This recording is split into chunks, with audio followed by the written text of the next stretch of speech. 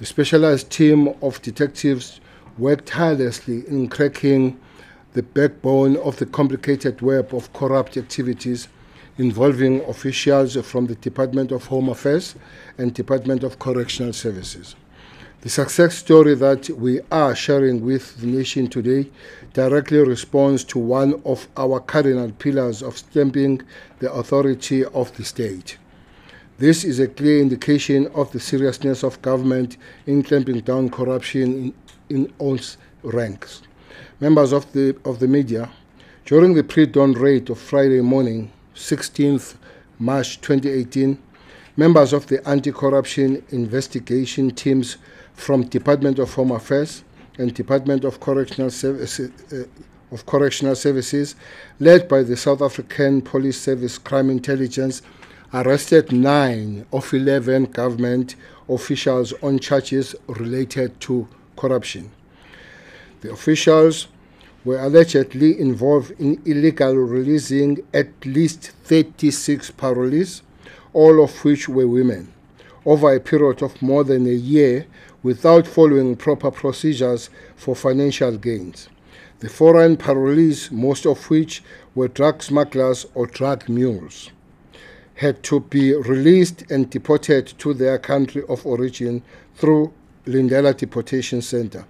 Instead, they were sent directly to the Johannesburg Department of Home Affairs Regional Office for an unprocedural and illegal early release. Members of the media, some of the illegal release parolees and ex-convicts left South Africa through their own expenses and travel arrangements. Some remained in South Africa, of which 6 of them have been rearrested, and it emerged that these 6 had no intentions of leaving South Africa. Indeed, this has been, and it continues to be, an extensive investigation with the hope of establishing, among others, the extent of this malice and how long it's been going on, to establish the officials involved and to put an end to a crime of this nature. The ranks of the officials vary between departments. I would say from the Department of Home Affairs thus far, you're talking about people of quite junior rank, level 8 being the highest at the present moment. Others are at level 7, others at level 6. This is precisely the reason why I'm calling, I've instructed the Director General to review the internal controls, the internal control measures, as well as review the delegations. You will remember that around the 2000s, mid-2000s, the temporary residence permits could also be issued at our frontline offices. We reviewed that and centralized it because we realized that we were giving too much power on junior officials to decide who could reside in the country, even if it was on temporary basis.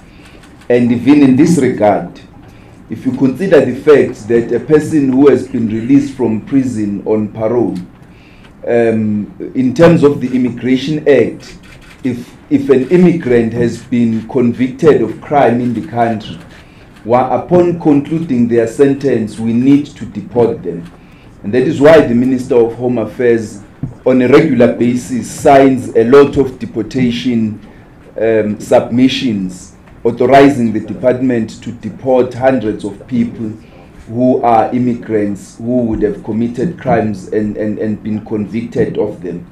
In this regard, once you are released on parole, we need to issue you with transit documents. They are temporary release documents which should enable us to take you to Lindela, process your deportation, and take you out of the country.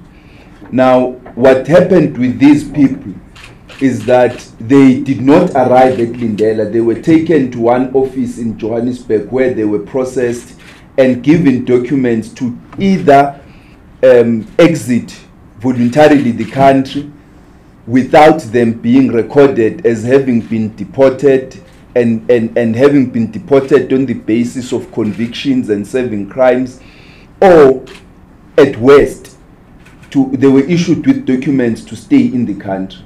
It's quite clear that the investigation we are undertaking should not only end at this.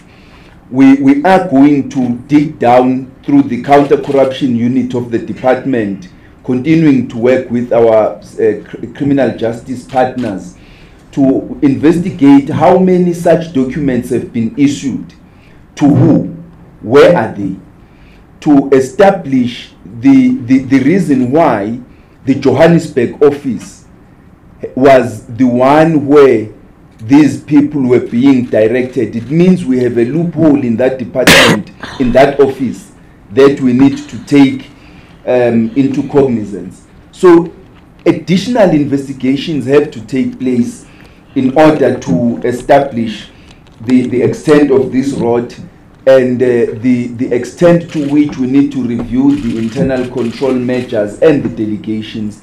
But quite clearly, once people have served sentences, the power to decide to issue them with the released documents, we have got to centralize it so that we are able to stamp down on the crimes of this nature.